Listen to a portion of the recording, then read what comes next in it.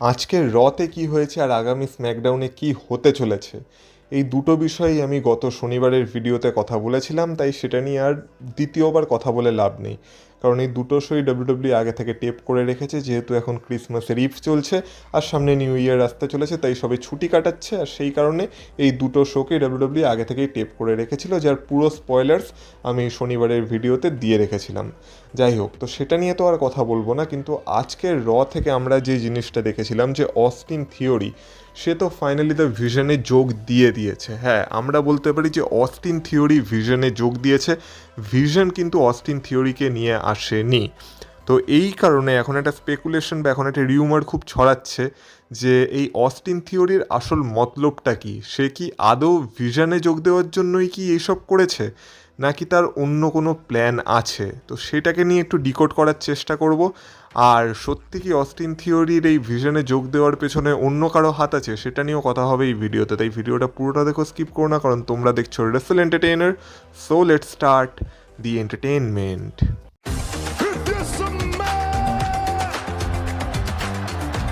Acknowledge me. Acknowledge me. You there, sitting at home. Acknowledge me. সবার প্রথমে কথা বলা যাক যে অস্টিন থিওরির প্রতি সন্দেহ কেন জন্মাচ্ছে। তার কারণ হলো, যখন দ্য ভিশন ফ্যাকশনটা তৈরি হয়েছিল বা সেথ রলিন্স তৈরি করেছিল, তখন আমরা সেথ রলিন্সের মুখে একটা কথা বারবার শুনতাম যে সেথ রলিন্স চায় যে ডাব্লিউডাব্লিউর ফিউচার তার হাত ধরে আসুক। তাই এইটা তার একটা নতুন ভিশন, যেখানে সে ডাব্লিউডাব্লিউর ফিউচারকে দেখতে চলেছে, যেখানে তাকে সাহায্য করছে পল হেমন। আর সেথ রলিন্স আর পল হেমন মিলেই সবার প্রথমে ব্রন ব্রিকারকে ভিশনে যোগ দিয়েছিল। আর তারপর আমরা দেখেছিলাম ব্রন ব্রিকারের পরে ব্রনসন রিডকে ভিশনে যোগ দেওয়ানো হয়েছিল বা যোগ করানো হয়েছিল সেথ রলিন্স আর পল হেমনের দ্বারা।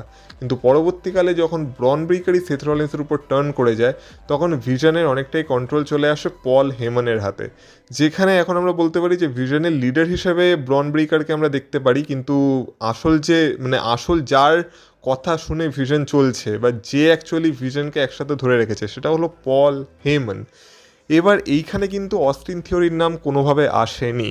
হ্যাঁ, সেথ রলিন্সের রিয়েল লাইফ ইনজুরির আগে একটা রিউমার ঠিক ছড়িয়েছিল যে অস্টিন থিওরিকেও ভিশনে যোগ করানো হতে পারে, কিন্তু তারপরেই আমরা দেখতে পাই যে ব্রন ব্রিকার সেথ রলিন্সের উপর টার্ন করে যায় আর বাকি সব ঘটনা ঘটে, আর তারপর এই স্টোরি লাইনটাকে ড্রপ করে দেওয়া হয়। কিন্তু যেহেতু পল হেমানের অস্টিন থিওরিকে খুব পছন্দ, তার জন্য স্টোরি লাইনে অস্টিন থিওরিকে তো কোনো না কোনোভাবে ভিশনে আনতেই হতো। কিন্তু এবার অস্টিন থিওরিকে ভিশনে আনা হলো কিভাবে? এবার আমরা যদি ডাব্লিউডাব্লিউ স্টোরিকে ফলো করি, তাহলে আমরা দেখতে পাচ্ছি যে অস্টিন থিওরি কিন্তু পল হেমন, ব্রন ব্রিকার বা ব্রনসন রিডের প্ল্যানসে ছিল না। সার্ভাইভার সিরিজে আমরা দেখেছিলাম মুখোশ পরে অস্টিন থিওরি আর কি তখন মিস্ট্রি মার্কসম্যান হিসেবে এসেছিল, আর সিএম পাঙ্ককে একটা স্টোম্প দিয়ে পালিয়ে গেছিলো, আর যার ফায়দা তুলে ব্রন ব্রিকার সিএম পাঙ্ককে পিন করে তার টিমের জন্য ম্যাচটা জিতে গেছিলো। তারপরেও আমরা রয়ের এপিসোডে দেখেছিলাম যে অস্টিন থিওরি ওই দিক থেকে লোগান পলকে, আর তারপর লোগান পলকেই বেসিক্যালি সাহায্য করতে এসেছিল রয়ের এপিসোডে। আর তারপরের রয়ের এপিসোডে আবার যখন সে অ্যাটাক করতে গেছিলো, তখন আমরা দেখতে পাই যে সিএম পাঙ্ক সেখানে ঢুকে পড়ে, আর তারপর অস্টিন থিওরি মিস্ট্রি মার্কসম্যান হিসেবে রিভিল হয়। আর আজকের রতে আমরা দেখেছি যে অস্টিন থিওরি পল হেমনকে সোজাসুজি জানিয়েছে যে অস্টিন থিওরি এই কারণেই মুখোশটা পরে এসব করছিল, যাতে অস্টিন থিওরির মুখ দেখার আগে অস্টিন থিওরির যে অ্যাকশন সেইটা বেশি প্রাধান্য পায়। আর অস্টিন থিওরি ভিশনে একটা জিনিস দেখেছে যে তারা কিছু দাবি করে না, তারা সব কিছু ছিনিয়ে নেয়। আর অস্টিন থিওরিও এবার সব কিছু ছিনিয়ে নিতে এসেছে, সে আর কোনো কিছু দাবি করতে আসেনি। সে অতীতে অনেক ভুল করেছে, সে অনেক কমফোর্টেবল হয়ে গেছিলো, কিন্তু সে এখন বুঝতে পেরেছে এইভাবে চলবে না। সে যদি ডাব্লিউডাব্লিউতে জায়গা পেতে চায় বা নিজের জায়গা করে নিতে চায়, তাহলে তাকে সব কিছু ছিনিয়ে নিতে হবে, আর সেই জন্যই অস্টিন থিওরি এখন এসেছে। আর এই অস্টিন থিওরিকে দেখে আগের থেকে অনেক সিরিয়াস মনে হচ্ছিল, আর পল হেমনও অস্টিন থিওরির কথায় ইমপ্রেস হয়ে যায়। কিন্তু আমরা বারবারই দেখতে পাচ্ছিলাম যে ব্রনসন রিড আর ব্রন ব্রিকার কিন্তু অস্টিন থিওরির প্রতি খুব একটা ভরসা করছে না। আর প্রথম দিকে পল হেমনও বুঝতে পারেনি যে অস্টিন থিওরি কেন তাদেরকে সাহায্য করছে, কিন্তু যখন পল হেমনের সাথে অস্টিন থিওরির কথা হয়ে যায়, তখন পল হেমন অস্টিন থিওরির প্রতি একটা কনফিডেন্স পায়। আর তারপর ব্রনসন রিড আর ব্রন ব্রিকারকেও গিয়ে ব্যাকস্টেজে পল হেমন বলে যে ব্রনসন, দেখ, তোকে আমি অসম্মান করতে চাই না, কিন্তু তুই ভাব তুই আজ থেকে 1 বছর আগে কোথায় ছিলি, তুই কিন্তু এমন কিছু করছিলি না, কিন্তু আমি একটা ভিশন দেখেছিলাম তোকে নিয়ে, তোর ফিউচার দেখেছিলাম, সেই কারণে তুই এখন অস্ট্রেলিয়াতে গিয়ে রোমান রিংসকেও হারিয়ে দিচ্ছিস, আর ওই দিক থেকে এখন তুই মেন ইভেন্টও করছিস, তো তুই এখন ব্রনসন রিড হয়ে উঠেছিস। ওই দিক থেকে ব্রন ব্রিকারও রয়ের ফার্স্ট এপিসোডে, যেটা 2026 হবে, সেখানে একটা ওয়ার্ল্ড হেভিওয়েট চ্যাম্পিয়নশিপের জন্য অপরচুনিটি পেতে চলেছে। এগুলো কেন হচ্ছে? কারণ আমি তোদেরকে নিয়ে একটা ভিশন দেখেছিলাম, আর আমি কিন্তু চট করে সবাইকে ভরসা করি না বা সবার সাথে কাজ করি না। আর আমি অস্টিন থিওরিকে নিয়েও একটা ভিশন দেখতে পাচ্ছি, তাই আমি অস্টিন থিওরিকে একটা সুযোগ দিতে চাই। তাই আজকে রয় যে ট্যাগ টিম ম্যাচটা হবে, সেখানে সিএম পাঙ্ক আর রে মিস্ট্রিওকে ফেস করবে ব্রনসন রিড আর অস্টিন থিওরি। আর অস্টিন থিওরিকে নিজেকে প্রমাণ করতে হবে যে সেই ভিশনে আর কি পার্টিসিপেট করার যোগ্য। আর যদি সেটা করতে না পারে, তাহলে তোরা দুজন এটা মেক শিওর করিস যে অস্টিন থিওরি যেন ডাব্লিউডাব্লিউইতেই আর পা রাখতে না পারে। আর একটা বিষয় যেটা একটু নোটিস করার ব্যাপার আছে, সেটা হচ্ছে যখন আজকে ব্রনসন রিড অস্টিন থিওরিকে বলেছিল যে আমি তোরে লিড করবো আর তুই শুধু আমাকে ফলো করবি, তখন আমরা দেখতে পেয়েছিলাম অস্টিন থিওরি এখানে কারো কথায় চলতে আসেনি। কারণ অস্টিন থিওরি ব্রনসন রিডকে পুরো মুখের উপর বলে দিয়েছিল যে না, আমি লিড করব আর তুই আমায় ফলো করবি। মানে অস্টিন থিওরিও এখানে লিডারের মতোই কিন্তু হাবভাব করছে। আর আমরা যদি এই মুহূর্তে অস্টিন থিওরির ফিনিশারটা দেখি, সেটাও কিন্তু কার্ভ স্টোম, যেটা সেথ রলেন্সের মুভ।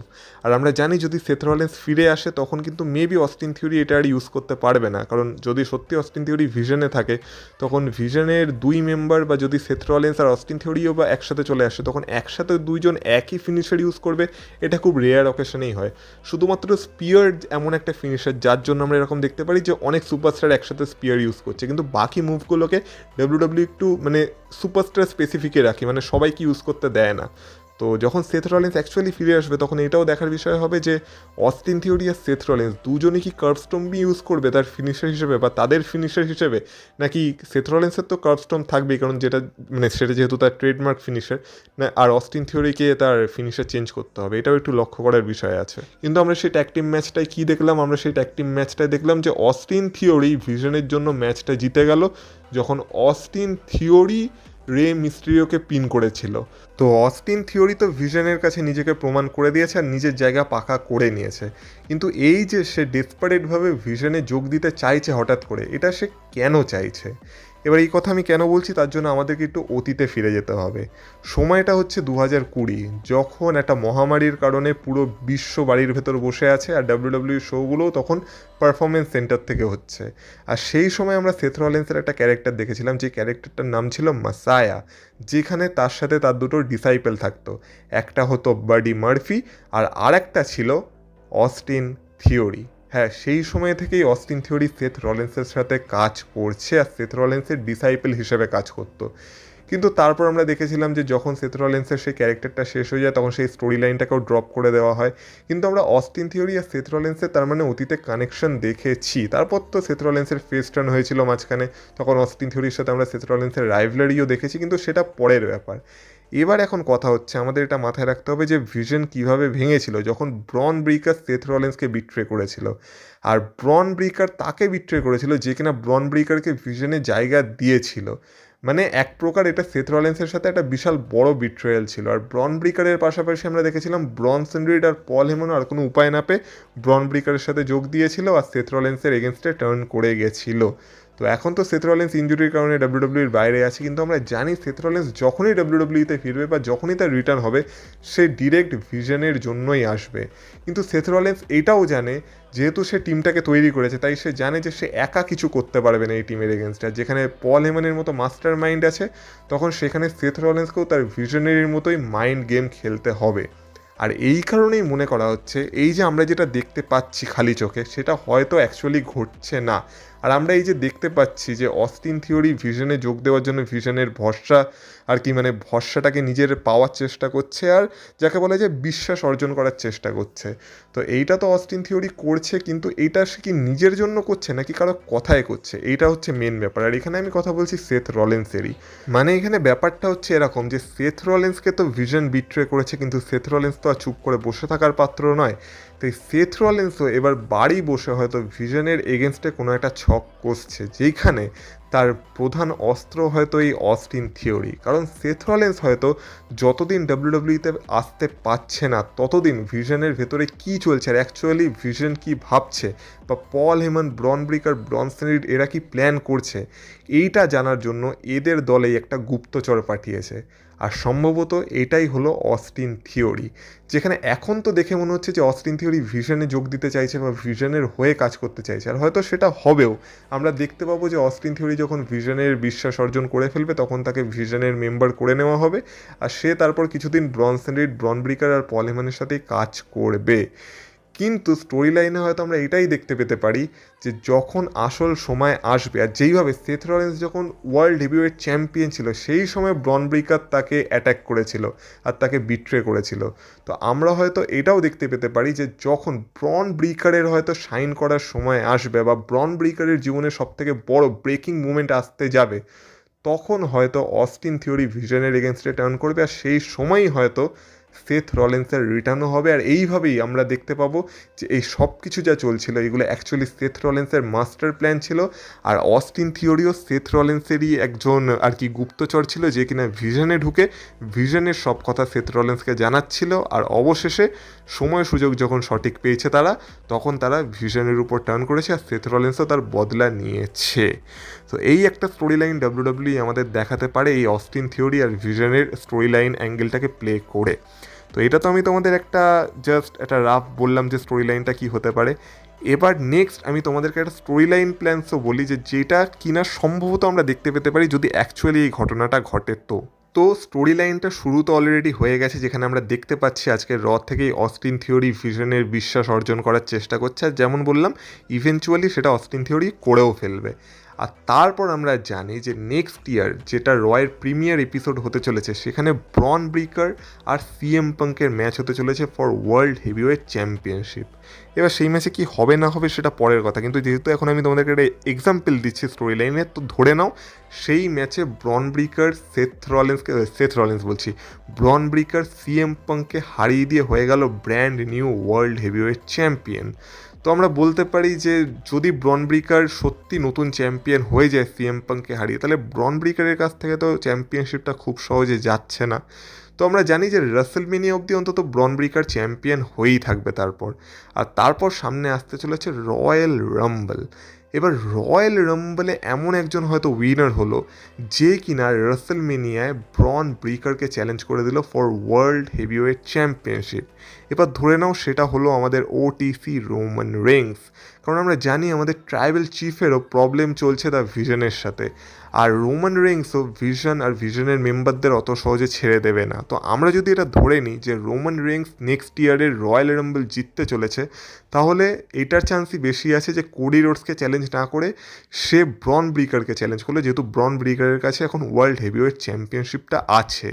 তো তারপর আমরা রোড টু রাসেলমেনিয়ায় ব্রন ব্রিকার আর রোমান রেইন্সের স্টোরি লাইন দেখতে পেলাম, তাদের মধ্যে যেভাবে বিল্ড আপ হবে সেটা দেখতে পেলাম, আর এই পুরো যাত্রায় আমরা দেখতে পেলাম যে অস্টিন থিওরি ব্রন ব্রিকারকে সাহায্য করছে। কিন্তু এবার ধরে নাও যখন সময় এলো রাসেলমেনিয়ার, আর যখন মেন ম্যাচটা হওয়ার কথা ছিল, তখনও আমরা দেখতে পাবো যেহেতু ব্রন ব্রিকার সেই ম্যাচে অংশগ্রহণ করতে চলেছে, তাই ব্রন ব্রিকারে হেল্প করার জন্য ব্রন ব্রিকারের রিং সাইডে ভিশন তো থাকবেই, আর সেখানে অস্টিন থিওরিও থাকবে। এবার পুরো ম্যাচে আমরা হয়তো ভাববো যে এটা রোমান রিংস ভার্সেস দ্য ভিশনের ম্যাচ হচ্ছে, মানে রোমান রিংসের পুরো এগেনস্টে অডস থাকবে আর রোমান রিংসের হয়তো কোনো চান্স থাকবে না। সবাই ভাববে যে ব্রন ব্রিকার সাকসেসফুলি তার চ্যাম্পিয়নশিপ রিটার্ন করে নেবে, যেহেতু তার কাছে ভিশনের সাহায্য আছে। কিন্তু মেন সময় যখন হয়তো আমরা দেখতে পাবো যে ব্রনসন রিড কোনো চিটিংয়ের মাধ্যমে বা ব্রনসন রিড কেন বলছি ব্রন ব্রিকার কোনো চিটিংয়ের মাধ্যমে বা ব্রন ব্রিকারের একটা মোমেন্ট আসতে চলেছে, যখন দেখে মনে হবে যে হ্যাঁ এবার ব্রন ব্রিকার রোমান রিংসকে হারাতে পারে।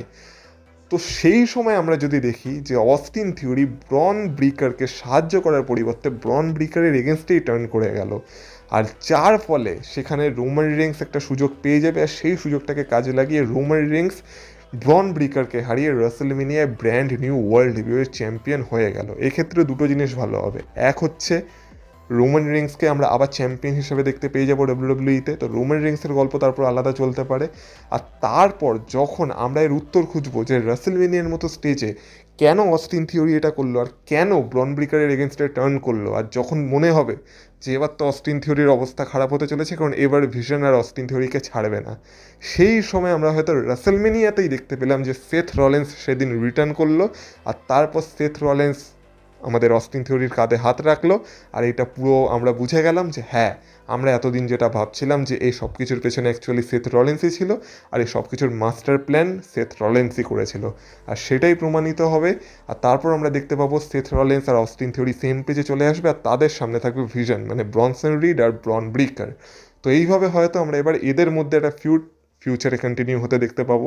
তো এইটা আমি তোমাদেরকে জাস্ট একটা স্টোরি লাইনের এক্সাম্পল দিলাম যে এইভাবে ডাব্লিউডাব্লিউ আমাদের স্টোরি লাইনটা দেখাতে পারে যদি সত্যি সেথ রলিন্স অস্টিন থিওরিকে ভিশনে তার গুপ্তচর হিসেবে পাঠিয়ে থাকে। তো এবার তোমরা বলো যে তোমাদের কি মনে হচ্ছে যে অস্টিন থিওরি কি সত্যি ভিশনে যোগ দিতে চায়, নাকি সত্যি সে সেথ রলিন্সের গুপ্তচর হয়ে ভিশনে যোগদান করতে চাইছে? কোনটা ঠিক, মানে নিজের জন্য নাকি সেথ রলিন্সের জন্য? অস্টিন থিওরির মোটিভটা কি? তোমাদের কি মনে হচ্ছে কমেন্ট বক্সে কমেন্ট করে বলো। আর ভিডিওটা ভালো লেগে থাকলে ভিডিওটাকে অবশ্যই একটা লাইক করে দিয়েছো, আর এই চ্যানেলে নতুন হয়ে থাকলে চ্যানেলটাকে সাবস্ক্রাইব করে দিয়েছো।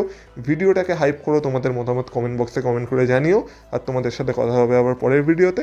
ততক্ষণ তোমরা ভালো থেকো, টাটা।